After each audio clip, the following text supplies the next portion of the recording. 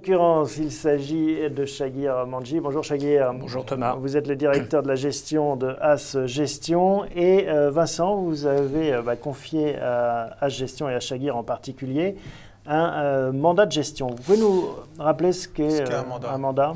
Un mandat, en fait, c'est le fait de déléguer à une société de gestion qui a pignon sur rue, dont le métier est de gérer des portefeuilles, justement, de déléguer la gestion de son portefeuille à des gérants qui ont des convictions. Ils peuvent le faire de différentes manières. Ils peuvent avoir une vision plutôt macroéconomique ou plutôt avoir une vision microéconomique. Nous, on a décidé de confier, en fait, la gestion de notre portefeuille, entre guillemets, ultra transparent, Action Vérité. Comme son nom l'indique, il contient des actions, on essaie de jouer la vérité. L'idée, c'est en fait d'offrir non seulement la possibilité d'accéder à un gérant professionnel qui va suivre le portefeuille tout au long de l'année, mais en plus de faire participer les clients qui vont investir sur ce portefeuille-là, sur ce mandat-là, les faire participer aux prises de décision. Et ça, c'est quelque chose de totalement innovant sur le marché. Et on rappelle que c'est dans une enveloppe d'assurance vie et que c'est via des fonds, hein, c'est pas via des actions en direct. Tout à fait. On est sur des fonds. Maintenant, les fonds peuvent être orientés actions, peuvent être orientés obligations, mais c'est effectivement... Mais Shagir sélectionne des fonds, en l'occurrence. Tout à fait. Alors, on va commencer, Shagir, si vous le voulez bien, avec la performance. Vous nous avez apporté un petit graphique où on voit justement Action Vérité en chiffres. On va le voir qui va s'afficher. Donc depuis 12 mois, on voit une performance qui est, je vous laisse le commenter, vous connaissez mieux les chiffres. Voilà, donc je vais vous donner quelques chiffres un peu plus récents, les chiffres les plus récents au 20 juin. Donc depuis le début de l'année, nous avons une performance de plus 5,8%. Sur glissement 12 mois, nous avons une performance supérieure à 14% avec une volatilité, c'est-à-dire un niveau de risque plutôt bas, inférieur à 7%. Et quand on regarde la performance de ce mandat depuis sa création, c'est-à-dire depuis septembre 2011, c'est-à-dire pratiquement 3 ans aujourd'hui, nous avons un gain de plus de 33%. D'accord. Donc voilà pour la partie performance. D'un point de vue construction, qu'est-ce qu'il y a derrière ces chiffres? Comment est-ce que vous fabriquez? C'est quoi la recette? Alors, nous avons ce qu'on appelle, nous partons d'une analyse macroéconomique. À partir de là, on construit un portefeuille en mettant l'accent, je dirais, sur deux éléments. D'une part, la préservation du capital et d'autre part, comment minimiser le risque, c'est-à-dire avoir un niveau de volatilité relativement contrôlé, relativement maîtrisé. C'est ça un petit peu les deux contraintes qu'on se donne. D'accord. Qu'est-ce qui s'est passé depuis le début de l'année dans ce portefeuille? Là, on arrive à fin juin. Alors, effectivement, l'année 2013, on a assisté encore une fois à une très forte baisse des taux d'intérêt.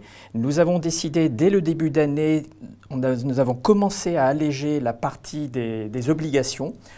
Nous avons allégé cette classe d'actifs parce qu'on a eu quand même une très belle année 2013 au profit de fonds dits de performance absolue. Ce sont des fonds qui sont décorrélés du marché, mais qui permettent quand même d'avoir une performance tout à fait convenable et souvent supérieure aux obligations. Alors on rappelle comment ça fonctionne. Souvent, ces fonds achètent deux actions dans les deux sens opposés pour jouer justement la tendance, pour éviter la tendance positive ou négative du marché. Exactement. On peut être par exemple acheteur d'une action comme Peugeot et vendeur d'une action comme Renault et on joue l'écart et c'est l'écart qui représente le gain de cette gestion. Donc c'est ça que vous renforcez actuellement? Tout à fait. Alors on l'a fait depuis le début de l'année. Je peux vous donner un exemple par exemple d'un fonds que nous avons en portefeuille, un fonds de la maison DNCA, Muria, qui est un fonds donc ce qu'on appelle neutral market, c'est-à-dire qu'il n'a pas une exposition nette au marché, qui est complètement décorrélé du marché action.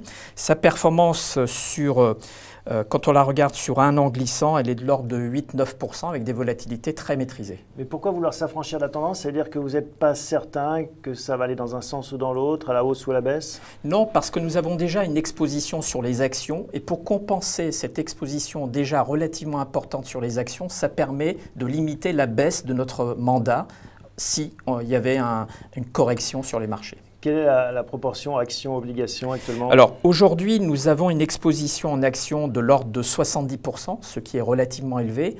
en mettant l'accent, je dirais que nous sommes largement surpondérés sur la zone euro. Effectivement, il y a un potentiel aujourd'hui, un levier d'amélioration des résultats des entreprises européennes. Donc vous ne jouez pas encore les valeurs dollars, c'est un peu tôt pour vous? Non, pour nous, c'est un petit peu tôt aujourd'hui. Ça viendra un peu plus tard, probablement plutôt vers la fin de l'année ou 2015. Mais à court terme, on met l'accent sur la zone euro parce que c'est vrai que si la reprise économique pouvait un petit peu s'accélérer, on aurait un levier très important sur les résultats, et en particulier dans les pays du sud de l'Europe. Donc c'est les valeurs qui ont un prix plutôt décoté, plutôt faible, et qui pourraient profiter justement de résultats meilleurs et donc de cours qui remontent fortement. Voilà, alors dans le langage, je dirais, de gérant, on appelle ça les valeurs dites value, donc des valeurs plutôt décotées. Et là aussi, je peux vous donner un exemple d'un fonds que nous avons en portefeuille qui s'appelle Échiquier Value, qui est de la maison financière L'Échiquier, qui sur un an a fait une performance de 40%, avec quasiment une volatilité inférieure au CAC 40, alors que le CAC 40 dans la même période a fait moins de 20%. Donc on voit bien là le levier que nous avons sur ce type d'actifs aujourd'hui. Autre thème action, les valeurs moyennes? Tout à fait. Alors les valeurs moyennes, nous avons surtout la chance en France d'avoir d'excellents gérants.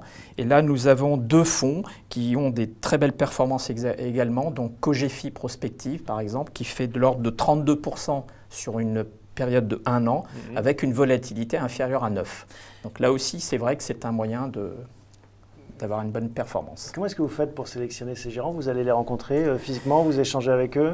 Alors déjà, on détermine les thèmes sur lesquels on veut mettre un accent. Ensuite, nous, chez Agestion, nous avons une personne qui s'occupe de la multigestion. Donc il y a une analyse, je dirais d'abord quantitative, qui permet justement de séparer les bonnes et les mauvais et les bons fonds. Et ensuite, effectivement, nous avons une analyse dite qualitative où on rencontre les gérants. Et là, on les rencontre assez régulièrement. Alors pour finir ce tour d'horizon, on va parler un peu de la partie obligataire.